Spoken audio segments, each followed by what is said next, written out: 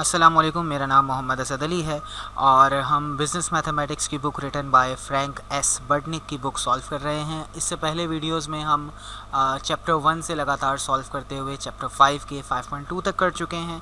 तो अगर आपने अब तक वो वीडियोस नहीं देखी हैं तो काइंडली पहले वो वीडियोस देख लीजिए ताकि आप अपने कॉन्सेप्ट रिवाइज़ कर लें और उसके बाद फिर हम आज की वीडियो पर 5.3 जो कि आज हमने पढ़ना हम सीख सकें। तो 5.3 सेक्शन में ज़्यादातर हमारे पास जो कॉन्सेप्ट यूज़ हो रहा है वो ब्रेक इवन का यूज़ हो रहा है। ब्रेक इवन हम ऑलरेडी पढ़ चुके हैं 5.1 की वीडियो में कि ब्रेक इवन बेसिकली होता है जब आपका टोटल प्रॉफिट ज़ीरो हो, means no profit no loss की सिचुएशन। तो अगर आपको प्रॉफिट फंक्शन गिवन हो या आप प्रॉफिट फंक्शन बना सकते हैं तो उसे इक्वल टू ज़ीरो रख देंगे और उससे एक्स की जो वैल्यू निकालेंगे तो आपको पता लग जाएगा कि ब्रेक इवन के लिए कितनी क्वांटिटी बनानी है, जो कि हम ऑलरेडी पढ़ चुके हैं। अच्छा, और दूसरी बात ये भी हो सकती है कि प्रॉफिट बेसिकली कैसे फाइंड आउट होता है। हम रेवेन्यू में से कॉस्ट को माइनस करते हैं तब प्रॉफिट आता है। तो ब्रेक इवन पे अगर प्रॉफिट ज़ीरो होता है तो हम ये कह सकते हैं कि रेवेन्यू माइनस कॉस्ट ज़ीरो होना चाहिए। तो दूसरे अल्फाज में ये कह सकते हैं जितना रेवेन्यू हो उतना ही कॉस्ट हो तब भी ब्रेक इवन कहलाएगा। तो ये सिचुएशन भी डिपेंडिंग ऑन द सिचुएशन हम क्वेश्चन में यूज़ करेंगे, क्योंकि हमारे पास ज़ाहिर है इतना टाइम नहीं होगा कि हम कॉस्ट फंक्शन बनाएं फिर रेवेन्यू फंक्शन बनाएं और फिर अगर सिर्फ ब्रेक इवन पूछा है तो पहले पूरा प्रॉफिट फंक्शन बनाएं फिर उसमें प्रॉफिट ज़ीरो रखें। तो बेहतर यही है कि अगर रेवेन्यू फंक्शन और कॉस्ट फंक्शन हम निकाल सकते हैं तो हम उन दोनों को इक्वल कर लेंगे, तब भी ब्रेक इवन की क्वांटिटी फाइंड आउट हो जाएगी। और दूसरे अल्फाज में बाज़ औक़ात ऐसा भी कहा जाता है कि प्रॉफिट अगर हमें 10,000 रखना है, 15,000 रखना है, 20,000 रखना है, ऐसी सूरत में हम क्या करें। तो ऐसी सूरत में हम यहाँ जहाँ ज़ीरो लिख रहे हैं ये रेवेन्यू माइनस कॉस्ट की वैल्यू वो वाली रख देंगे। सपोज़ आपका डिज़ायर्ड प्रॉफिट है कि आपको 10,000 अर्न करना है, तो आप ये लिखेंगे कि रेवेन्यू माइनस कॉस्ट फंक्शन का जो आंसर है वो 10,000 होना चाहिए, तो आपका आंसर मिल जाएगा कि कितने यूनिट सेल आउट करने हैं। तो ये टेक्निक्स बहुत ज़्यादा हैंडी होती हैं, काफ़ी काम आती हैं लेंदी वर्क से बचने के लिए। खैर अभी तो हमने सिर्फ ये वर्बली डिस्कस किया है, कुछ क्वेश्चन सॉल्व करते हैं हम। 5.3 का क्वेश्चन देख लीजिए। Question number 1, a firm sells a product for 35 per unit. तो हमें सेलिंग प्राइस पता लग चुकी है 45, वेरिएबल कॉस्ट पर यूनिट है 33 और फिक्स कॉस्ट है 450,000। ब्रेक इवन के लिए कितने यूनिट सेल करना है। तो सबसे पहले हम रेवेन्यू फंक्शन बनाएंगे। रेवेन्यू फंक्शन बनेगा 45x, जो कि हमने पढ़ा था प्राइस टाइम्स क्वांटिटी होता है, पिछली वीडियोस में पढ़ चुके हैं। कॉस्ट फंक्शन हम बनाएंगे जो कि बनेगा fix cost plus variable cost. Fix cost है 450,000 प्लस वेरिएबल कॉस्ट है हमारे पास 33 पर यूनिट। तो ये हमारे पास बन गई वेरिएबल कॉस्ट का फंक्शन। अब कहा गया ब्रेक इवन। ब्रेक इवन का मतलब रेवेन्यू माइनस कॉस्ट ज़ीरो होना चाहिए। तो revenue function minus cost function is equal to zero. Revenue function है हमारे पास 45x, कॉस्ट फंक्शन ब्रैकेट में लिखेंगे क्योंकि दो वैल्यूज सब्ट्रैक्ट हो रही हैं। 455,000 plus 33x is equal to zero. Minus sign दोनों से मल्टीप्लाई होगा तो 45x minus 450,000 minus 33x is equal to zero. और 45 में से जब हम 33 माइनस करेंगे तो हमारे पास आंसर आएगा 12। तो हम कह सकते हैं 12x minus 450,000 is equal to zero. तो 12x इज़ इक्वल टू 450,000। 450,000 को जब हम 12 से डिवाइड करेंगे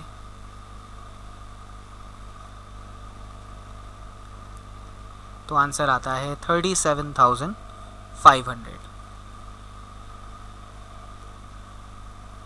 मींस ब्रेक इवन के लिए हमें 37,500 यूनिट सेल करने होंगे।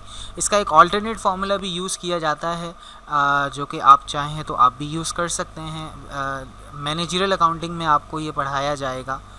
ब्रेक इवन क्वांटिटी का फार्मूला होता है fix cost divided by selling price minus variable cost, जिसे प्रॉफिट कंट्रीब्यूशन मार्जिन भी कहते हैं। तो ये फार्मूला यूज़ करके भी आप वैल्यूज़ निकालें तो सेम आंसर आएगा। फिक्स कॉस्ट हमारे पास है 450,000 गिवन थी और सेलिंग प्राइस हमारे पास 45 है। वेरिएबल कॉस्ट हमारे पास 33 है। 45 माइनस 33 करेंगे तो आपके पास 12 आंसर ही आएगा। तो 450,000 डिवाइडेड बाय 12, तो अगर देखें तो हम डायरेक्टली यहाँ पहुँच गए। और जब इसे डिवाइड करेंगे तो 37500 आंसर आ जाएगा। तो ब्रेक इवन का ये फॉर्मूला भी यूज़ किया जाता है, लेकिन अगर हम पिछले हमारे जो चैप्टर्स के कॉन्सेप्ट चलते हुए आ रहे हैं उनके हिसाब से चलें तो ये मेथड ज़्यादा बेहतर रहेगा। थोड़ा सा लेंदी है लेकिन एरर का चांस कम है। इसमें आपको फॉर्मूला याद करना पड़ेगा, उसमें याद नहीं करना पड़ेगा। खैर, अगले सवाल की तरफ चलते हैं। अगले सवाल में भी कुछ ऐसा ही पूछा गया है। एक एंटरप्राइजिंग कॉलेज स्टूडेंट है, उन्होंने डिसाइड किया है कि कार वॉश का बिज़नेस करेंगे।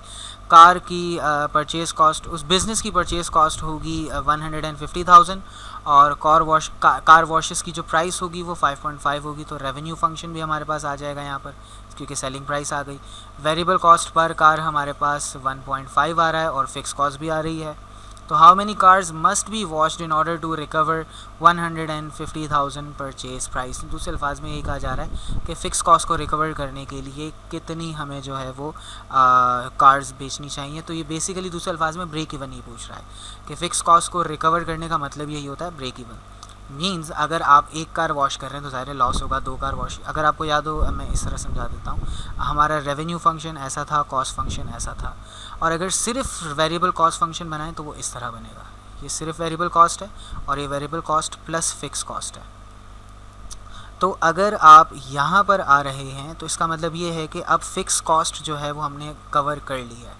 तो ब्रेक इवन का मतलब यही माना जाएगा कि फ़िक्स कॉस्ट कब कवर होगी।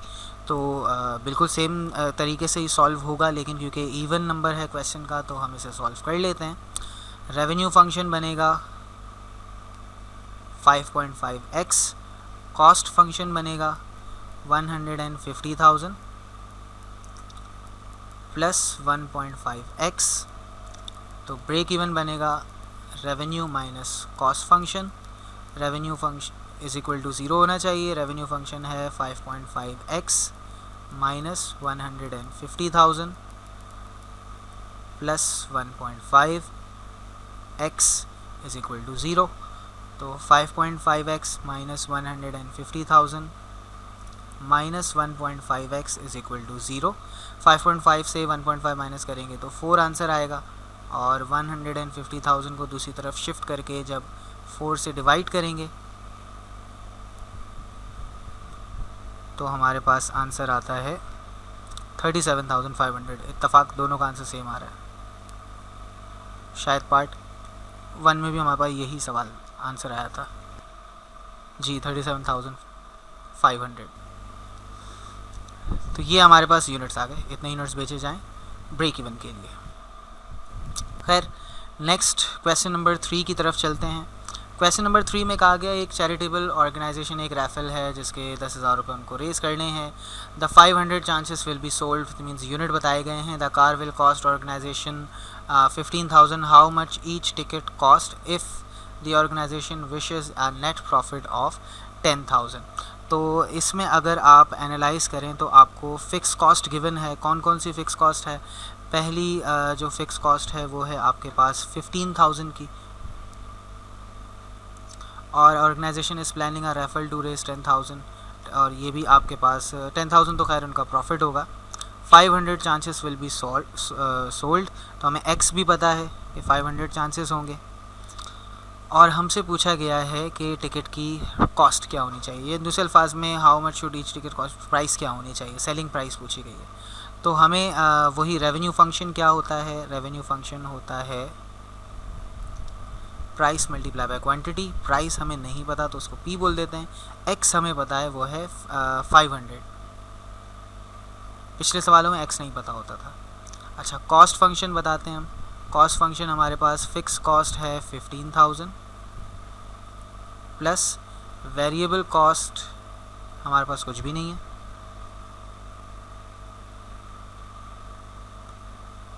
तो हम इसे छोड़ देते हैं। उसके बाद हमें पता है कि प्रॉफिट हमें 10,000 का अर्न करना है, तो revenue minus cost must be 10,000। Revenue function है 500 into P, minus cost function है 15,000 इज़ इक्वल टू 10,000। तो 500p is equal to 10,000 plus 15,000 बन जाएगा 25,000, और 25,000 को जब 500 से डिवाइड करेंगे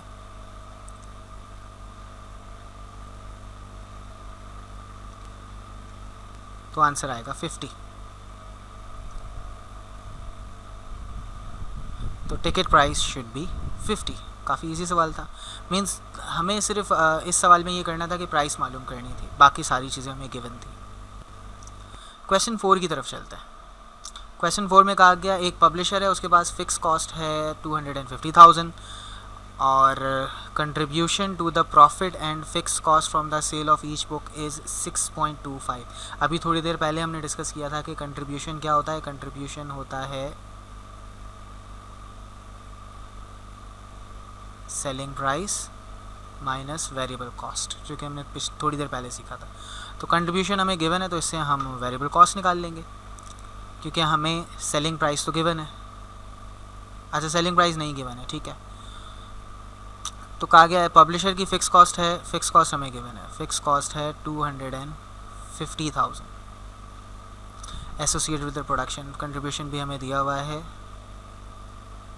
determine the number of books which must be sold in order to break even. तो अब हमें, हमारे पास और कोई चारा नहीं है कि हम यूज़ करें वो फॉर्मूला जो ब्रेक इवन का हमने पढ़ा था।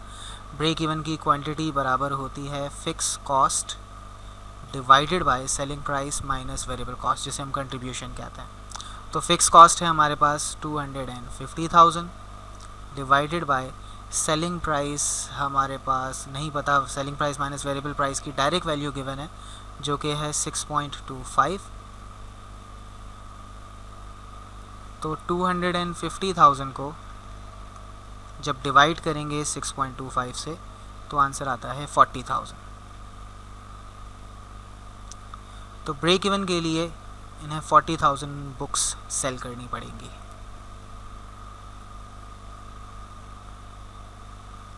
अच्छा, what is the expected profit if 50,000 books are sold.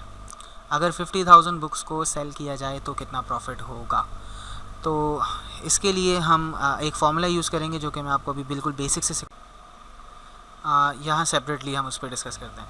देखें जी, अभी हमने थोड़ी देर पहले पढ़ा कि ब्रेक इवन की अगर आपको क्वांटिटी निकालनी हो तो उसका फॉर्मूला होगा fix cost divided by contribution margin. इस पर क्या होगा, हमारा प्रॉफिट हो जाएगा ज़ीरो, लेकिन हम ये चाहते हैं कि हमारा प्रॉफिट कुछ और हो। तो हम यहाँ प्लस कर देंगे उस अपने प्रॉफिट को जो भी चाहते हैं, तो हमें वो क्वांटिटी मिलेगी जो हमारी टारगेट क्वांटिटी होगी। तो हमारा नया फॉर्मूला क्या बना, target quantity is equal to fix cost plus target profit या सिर्फ profit divided by contribution margin per unit. तो इसी फॉर्मूला को यूज़ करते हुए हम पार्ट बी सॉल्व करते हैं। पार्ट ए हमने सॉल्व कर लिया, पार्ट बी सॉल्व करते हैं। एक्सपेक्टेड प्रॉफिट हमें मालूम करना है और 50,000 बुक्स सॉल्व होंगी। तो हम target quantity is equal to fix cost plus target profit divided by CM per unit, यानी कंट्रीब्यूशन मार्जिन पर यूनिट। तो टारगेट क्वांटिटी हमें ऑलरेडी पता है 50,000 बुक्स है, तो यहाँ 50,000 लिखते हैं। फिक्स कॉस्ट 250,000 है। प्रॉफिट हमें नहीं मालूम तो इसको P रहने देंगे। कंट्रीब्यूशन मार्जिन पर यूनिट है 6.25। तो अब इसे सिंप्लीफाई करेंगे, 6.25 को 50,000 से मल्टीप्लाई करते हैं, तो हमारा आंसर आता है 312,500 is equal to 250,000 plus P।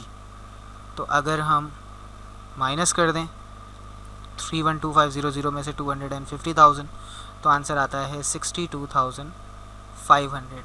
Means अगर आप जो नंबर ऑफ़ बुक्स हमें गिवन थी 50,000 सेल करेंगे तो आपका प्रॉफिट होगा 62,500। अगले सवाल की तरफ चलते हैं। Question number 5. A local university football team has added a national power to the next year's schedule. So the other team has agreed to play the game for guaranteed fee of 100. हम इसे highlight कर देते हैं। फ़ी उनकी guaranteed है 100,000 plus 25% of the gate receipt. Assume that ticket price is 12. Determine the number of tickets which must be sold to recover 100,000 guarantee. तो इस question को ज़रा सा हम इंटरप्रेट करते हैं. इसमें हमें जो 100,000 एक तरह से वो जो हमारे फुटबॉल टीम है उनको आना है, तो मींस उनके लिए तो रेवेन्यू, हमारे लिए तो ये कॉस्ट है कि हमें तो उन्हें ये लाजमी 100,000 देने ही देने हैं, वरना वो नहीं आएंगे गेम में. तो गारंटीड फ़ी उन्हें पे करनी है, तो हमारे लिए फ़िक्स कॉस्ट हो चुकी है ये. हम इसे यहाँ मेंशन कर देते हैं पार्ट ए. हमारी ये फ़िक्स कॉस्ट है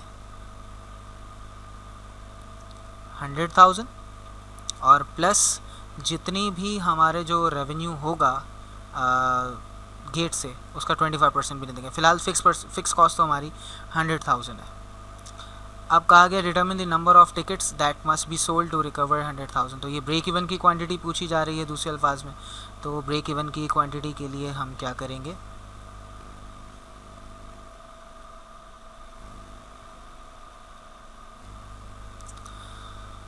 सबसे पहले ब्रेक इवन का फॉर्मूला लिखते हैं. Break even quantity is equal to fix cost divided by contribution margin, या हम कह सकते हैं selling price minus variable cost.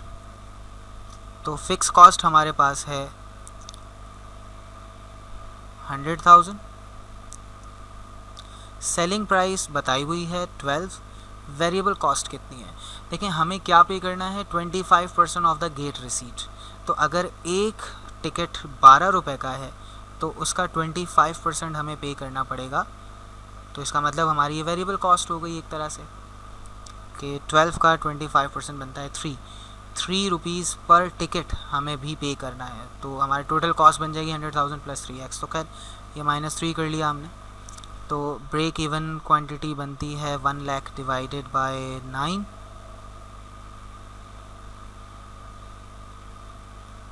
जो कि आंसर आता है 11,111.11.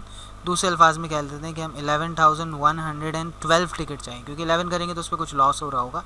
12 टिकट चाहिए तो उसमें से 1-2 रुपये हमें बच जाएंगे और बाकी पैसे जो है हम ये रिकवर कर लेंगे कि कम से कम जो प्लेयर्स आए हैं उनको जितना हमने कहा है उनको दे सकें. अच्छा, अब उसके बाद क्या कहा गया पार्ट बी में, assuming a sellout, again assuming a sellout, what would the total profit equal if 12 price is charged. कि अगर हम जो, अच्छा नहीं, हम तो सॉरी पार्ट डी मैंने पढ़ लिया.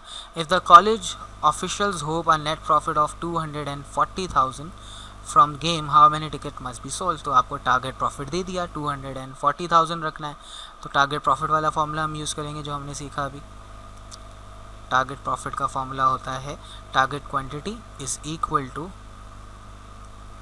Fix cost plus target profit या सिर्फ profit divided by contribution margin per unit या selling price minus variable cost.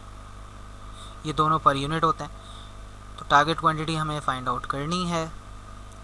Fix cost हमारे पास है 100,000 और टारगेट प्रॉफिट हमें दिया था 240,000.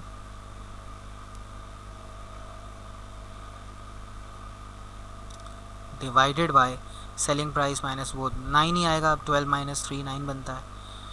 तो ये हमारे पास आंसर आता है 340,000 डिवाइडेड बाय 9.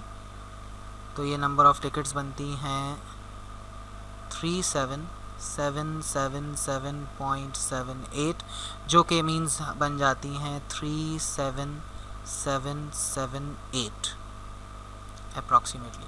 इतनी टिकट्स अगर आप सेल करेंगे तो आपको 240,000 से शायद 1 रुपये ज़्यादा या 2 रुपये ज़्यादा प्रॉफिट होगा. अच्छा, अब उसके बाद पार्ट सी में देखते हैं क्या कहा गया.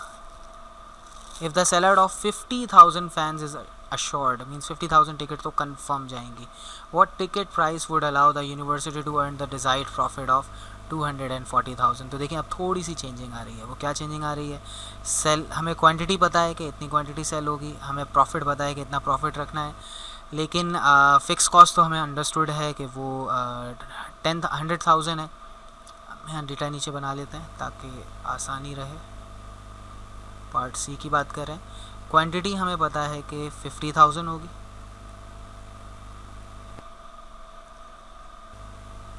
और प्रॉफिट हमारा होना चाहिए 240,000।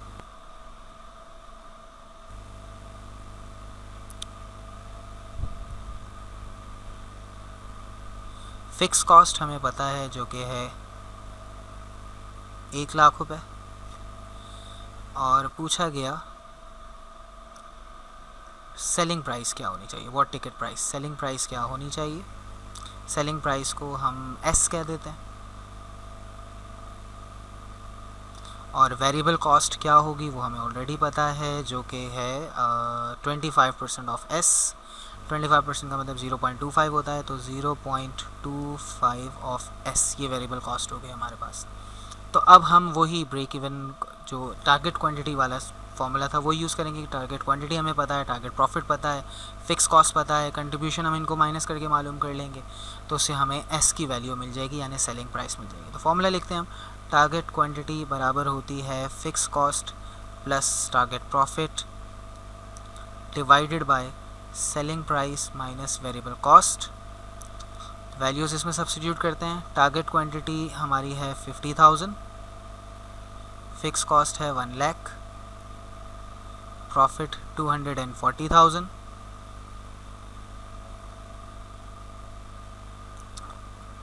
सेलिंग प्राइस एस होगी और वेरिएबल कॉस्ट 0.25 एस होगी। अब क्योंकि एक ही वेरिएबल है तो ये आसानी से सॉल्व हो जाएगी इक्वेशन। तो ये बनेगा 50,000 is equal to 340,000 divided by, क्योंकि वन एस का कोफिशिएंट 1 है तो 1 माइनस 0.25 बनता है 0.75। 0.75 को 50,000 से मल्टीप्लाई करेंगे,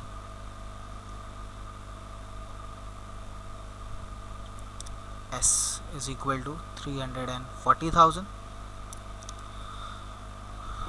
तो 50,000 मल्टीप्लाइड बाय 0.75 यानी 50,000 का 75% बनता है 37,500। S is equal to 340,000। अब 37,500 डिवाइड हो जाएगा 340,000 से, उल्टा बोल दिया मैंने। अच्छा, तो खैर 340,000 को डिवाइड करते हैं 37,500 से, तो आंसर आता है 9.06666,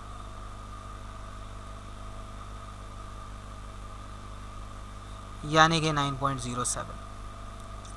अगर ये 9.07 डॉलर प्राइस रखते हैं तो इनकी जो है वो टारगेट प्रॉफिट 2,40,000 का भी पूरा हो जाएगा, और 50,000 अगर इनके फ़ैन पूरे आ रहे हैं यकीनन तो इन्हें 2,40,000 का प्रॉफिट भी होगा, और जो प्लेयर्स हैं उनको भी उनकी जो कमिटेड अमाउंट है वो भी मिल जाएगी। ये सेंसिटिविटी एनालिसिस कहलाती है, मैनेजमेंट अकाउंटिंग में भी इसका टॉपिक होता है। तो जब आप वहाँ मैनेजमेंट अकाउंटिंग पढ़ रहे हो तो इस लेक्चर को भी दोबारा एक बार लाजमी देख लीजिएगा। खैर आगे बढ़ते हैं, पार्ट डी में देखते हैं क्या कहा गया। Again assuming a sell out, what would the total profit equal if the price is 12 charge, यानी कि प्राइस 12 ही है, प्रॉफिट कितना होगा ये बताइए। तो पार्ट डी था, प्राइस हमारे पास 12 ही है, सेलिंग प्राइस 12 है, तो अंडरस्टूड है वेरिएबल कॉस्ट 9 ही थी जो हमने निकाला था, कंट्रीब्यूशन मार्जिन 3 आ रहा था, फिक्स कॉस्ट हमारे पास वही 1,00,000 रुपये है, प्रॉफिट हमें मालूम करना है, और क्वांटिटी हमारी वही 50,000 ही है जो उन्होंने कही है कि कमिटेड है। तो अब इसमें वैल्यूज सब्स्टिट्यूट करते हैं। सेम फार्मूला में टाइम बचाने के लिए थोड़ा सा जल्दी मैं कर लेता हूँ, डायरेक्ट वैल्यूज पुट कर रहा हूँ मैं। टारगेट क्वांटिटी बराबर है फिक्स कॉस्ट प्लस प्रॉफिट जो कि नहीं पता, divided by contribution margin per unit जो कि था हमारे पास 3, नहीं मैं शायद उल्टा लिख गया, 25% 9 आएगा डिनोमिनेटर में, वेरिएबल कॉस्ट 3 है और कंट्रीब्यूशन मार्जिन 9 है, सॉरी अबाउट दैट। अब 9 को हम 50,000 से मल्टीप्लाई कर लेंगे, 9 5 45, तो 450,000 बन जाएगा।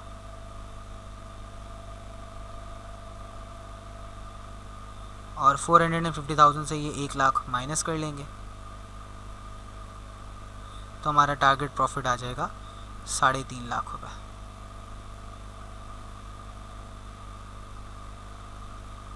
उम्मीद है ये सवाल समझ आ गया होगा आपको। नेक्स्ट क्वेश्चन की तरफ चलते हैं। मेक और बाय डिसीजन है, पूरी मैनेजरियल अकाउंटिंग है इस एक्सरसाइज में। Assume that a manufacturer can purchase a needed component from a supplier at a cost of 9.50 per unit, or it can invest 60,000 in the equipment and produce the item at cost of 7.0 per unit. Determine the quantity for which the total cost are equal for make and buy decision. तो देखें जी, अगर वो ख़रीदता है तो उसकी हम bye decision की बात कर रहे हैं कि वो बनाता नहीं है बल्कि मार्केट से ख़रीद लेता है। तो अगर वो मार्केट से ख़रीदेगा तो 9.5 पर यूनिट उसकी टोटल कॉस्ट आएगी। तो total cost of buying x unit is 9.5x। और अगर वो प्रोड्यूस करता है, मेक करता है, तो टोटल कॉस्ट उसकी कितनी होगी? तो टोटल कॉस्ट उसकी होगी 60,000 फिक्स कॉस्ट है, plus variable cost per unit आपकी 7 आ रही है, तो 7x। अब कहा गया कि कौन सी ऐसी क्वांटिटी होगी जिसमें दोनों बराबर हो जाए। तो आप दोनों इक्वेशंस को बराबर कर लीजिए। 9.5x is equal to 60,000 plus 7x। Means ये बाय की कॉस्ट है और वो मेक की कॉस्ट है, दोनों बराबर कब होंगे? तो 9.5x minus 7x is equal to 60,000। 9.5 में से 7 माइनस करते हैं तो आंसर आता है 2.5। x is equal to 60,000। 60,000 को हम डिवाइड करेंगे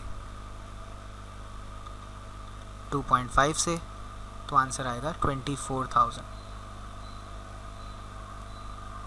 तो इसका मतलब ये हुआ कि अगर आप 24,000 यूनिट्स बनाना चाह रहे हैं या आपकी डिमांड है 24,000 यूनिट की, तो आपकी मर्ज़ी है अपने बना लें, आपकी मर्ज़ी है प्रोड्यूस कर लें, मार्केट से बने बनाए ख़रीद लें। दोनों ही सूरत में टोटल कॉस्ट तो आपकी सेम आएगी। तो आप बेहतर है कि मतलब डिपेंडिंग ऑन दी सिचुएशन ये है कि आप मार्केट से ख़रीद लें, क्योंकि बनाएंगे तो बाज़ औक़ात फ़िक्स कॉस्ट और ये सारी चीज़ें जो है वो ज़्यादा हो जाती हैं, लेबर वगैरह का। तो बना बनाया मार्केट से ले लें, ज़्यादा बेहतर है अगर आप 24,000 तक मार्केट में सेल कर रहे हैं। लेकिन अगर उससे ज़्यादा है, उससे कम है, तो क्योंकि देखें अगर इसका आप ग्राफ बनाएं तो ये वाला, क्योंकि इसका वाई इंटरसेप्ट 0 है ना, तो ये लाइन यूँ जा रही होगी। और जो मेक और बाय वाला है उसका वाई इंटरसेप्ट 60,000 है, तो ये, और इसका स्लोप कम है, उसका स्लोप 9.5 है, तो ये ज़्यादा स्टीप होगी। और जो मेक क्वेश्चन है उसका स्लोप कम है, तो उसका स्लोप कम होगा, तो ये इसका स्लोप इस तरह कम होगा। तो ये वाला वो पॉइंट है जहाँ पर हम कह रहे हैं कि 24,000 अगर आप यूनिट बना रहे हैं तो फिर मेक यानी बाय वाला और मेक वाला दोनों की इक्वल है। लेकिन अगर आप 24,000 से ज़्यादा यूनिट की सेल सोच रहे हैं तो ऐसी सूरत में बेहतर है कि आप मेक करें, क्योंकि मेक की कॉस्ट कम है, नीचे है वो, और बाय की कॉस्ट ज़्यादा है। खैर ये एक एक्स्ट्रा चीज़ थी। पार्ट बी में कह रहा है what is the minimum cost alternative if 15,000 units are required and what is the minimum cost. अगर 15,000 यूनिट बना रहे हैं तो 15,000 ज़ाहिर है यहाँ पर आएगा, वो तो हमें ग्राफ से ही पता लग रहा है। 15,000 यूनिट यहाँ होंगे तो बाय की कॉस्ट कम होगी, मेक की कॉस्ट ज़्यादा होगी। खैर हम वेरीफाई करते हैं। तो बाय की cost C of 15,000 is equal to 9.5 into 15,000। तो 9.5 को अगर हम 15,000 से मल्टीप्लाई करें तो आंसर आता है 142,500। अब मेक की तरफ जाते हैं। अगर हम खुद ये प्रोडक्ट बना रहे हैं तो उसका कॉस्ट ऑफ 15,000 यूनिट होगी 60,000 जो कि फ़िक्स कॉस्ट थी, प्लस 7 इंटू 15,000, तो 60,000 प्लस 7 इंटू 15,000 बनता है 105,000। और 105,000 में जब आप 60,000 ऐड करेंगे तो 165,000। तो पूछा ही गया कि किस में मिनिमम कॉस्ट आ रही है, बाय डिसीजन में आ रही है, और वो क्या कॉस्ट आ रही है 142,500 आ रही है। तो हम यहाँ सेंटेंस में लिख देते हैं द मिनिमम कॉस्ट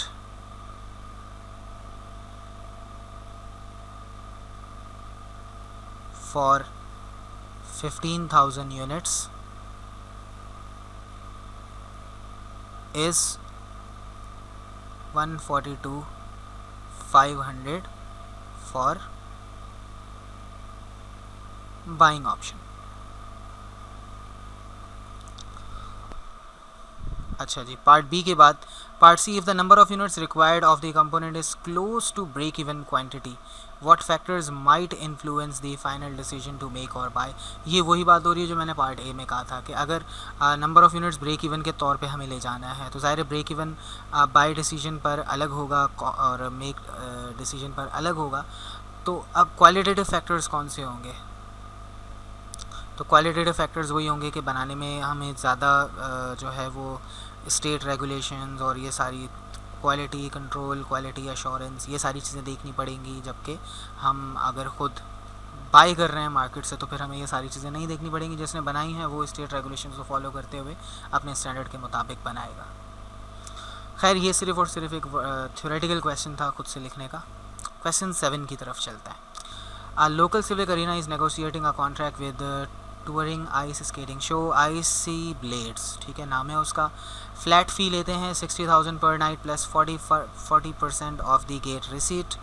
तो 1 प्राइस सीट. ये तो बिल्कुल हमारा जो पिछला हमने क्वेश्चन किया था उसी के जैसा ही है. तो इस क्वेश्चन को हम लीव कर रहे हैं आंसर्स क्योंकि पीछे मौजूद हैं, आप उससे वेरीफाई कर सकते हैं. इसमें आपको इतना एक्सप्लेन कर देता हूँ कि ये आपकी फ़िक्स कॉस्ट है. वेरिएबल कॉस्ट होगी 40% ऑफ द प्राइस और 12.5 का 40% निकालेंगे तो वो वेरिएबल कॉस्ट हो जाएगी. सेलिंग प्राइस $12.5 होगी और ब्रेक इवन निकालना है तो वही fix cost divided by variable cost करेंगे. ये सारी चीज़ें आ जाएंगी. अगले सवाल की तरफ चलते हैं. क्वेश्चन नंबर 9 8 सिमिलर होगा तो इसलिए उसको मैंने स्किप कर दिया होगा. Equipment selection. A firm has 2 equipment alternative it can choose from in producing a new product. Automated piece of equipment cost 200,000 and produces item at cost of 4 per unit. तो fix cost उसकी इतनी है और variable cost इतनी है. एक दूसरा है जिसकी फ़िक्स कॉस्ट 125,000 है और वेरिएबल कॉस्ट 5.2 है. What volume of output makes the 2 pieces of equipment equally costly. तो मीन्स ये वही बात है जो मेक और बाय डिसीजन वाला था. हम दोनों की कॉस्ट निकालेंगे, दोनों को इक्वल कर लेंगे तो पता लग जाएगा कितनी क्वांटिटी पर ये हो जाएगा. अगर बाय द वे हमें एक रफली भी स्केच बनाना हो तो 200,000 और 125,000. 200,000 वाले की बात करते हैं. 200,000 वाला जो है उसका y इंटरसेप्ट यहाँ होगा और स्लोप है उसका 4. स्लोप कम है तो वो इस तरह जाएगा. और जो 125,000 वाला है ये 100 हो गया, 125 यहाँ होगा और स्लोप उसका 5.25 उससे ज़्यादा है तो ये ज़्यादा उसके स्टीप होगी. तो ये वाली वो क्वांटिटी होगी जो दोनों की कॉस्ट को इक्वल कर देगी. ये है हमारे पास मशीन 1 और ये है हमारे पास मशीन 2. नहीं सॉरी, 200 वाली मशीन 1 थी और ये मशीन 2 थी. तो मशीन 2 जो है, जो भी हम ब्रेक इवन क्वांटिटी निकालेंगे उसके बाद मशीन 2 एक्सपेंसिव हो जाएगी, मशीन 1 चीपर होगी. और अगर उससे कम यूनिट बनाने तो मशीन 1 एक्सपेंसिव है, मशीन 2 चीपर है. खैर देखते हैं इसकी कैलकुलेशन करके.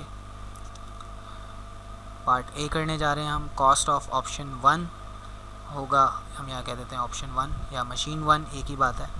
मशीन 1 की कॉस्ट है 200,000 प्लस 4x और ऑप्शन 2 की कॉस्ट है हमारे पास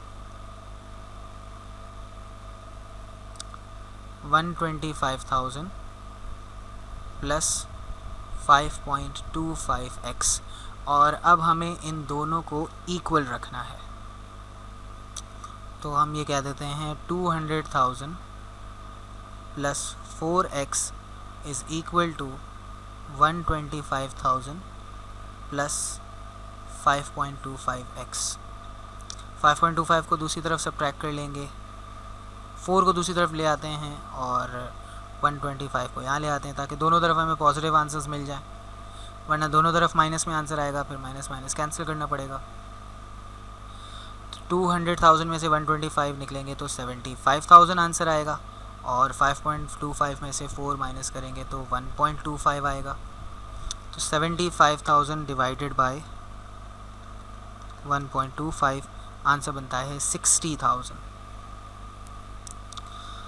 तो इसका मतलब 60,000 यूनिट्स प्रोड्यूस कर रहे हैं. तो आप दोनों में से कोई भी मशीन ख़रीद लें, एक ही बात है, आप इंडिफरेंट होंगे इस पॉइंट पर. अच्छा, if 80,000 units are to be produce which equipment is least costly, वो तो हमने ग्राफ से ही बता दिया था कि M1 होगा, लेकिन हम दोनों ऑप्शंस को कैलकुलेट कर लेते हैं। पार्ट बी सॉल्व करने जा रहे हैं हम। ऑप्शन 1, उसकी कॉस्ट की इक्वेशन ऊपर देखनी पड़ेगी, और 80,000 यूनिट्स से तो यहाँ 80,000 लिख लेते हैं, इज़ इक्वल टू 200,000 था गालिबन, प्लस 4 था उसका स्लोप, और 8x था, x की वैल्यू तो 80,000 है हमारे पास। तो ये 200,000 प्लस 4 8 32 और 4 ज़ीरोस वैसे ही आ जाएंगे, 3,20,000 और 2 लाख बन जाएंगे 5,20,000। ये आ रही है ऑप्शन 1 की कॉस्ट। ऑप्शन 2 की तरफ जाते हैं।